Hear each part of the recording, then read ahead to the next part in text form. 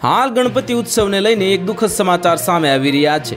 तो वडोदरामां विघ्नहर्ता श्रीजीनी स्थापना सवारी पर रोक लगावाई छे, जेमां 16મી तारीख सुधी स्थापना सवारी पर रोक छे।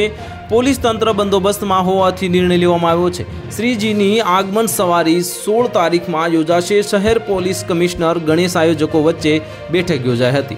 तिरंगा यात्रा 15 ऑगस्ट ने लई पोलीस हाल बंदोबस्तमां छे। आगामी 16મી तारीख सुधी विघ्नहर्ता श्रीजीनी स्थापना मास सवारी पर रोक लगावाई छे, जेमां शहर पोलीस तंत्र बंदोबस्तमां होवाथी श्रीजीनी आगमन सवारी 16 तारीखथी योजाशे।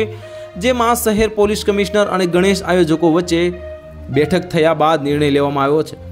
जेमां शहर पोलीस हालमां तिरंगा यात्रा 15મી ऑगस्ट सहितना कार्यक्रमना बंदोबस्तमां छे, जेथी वडोदरा शहर गणेश मंडळोए पण शहर पोलीस कमिश्नर ने सहकार आप्यो छे।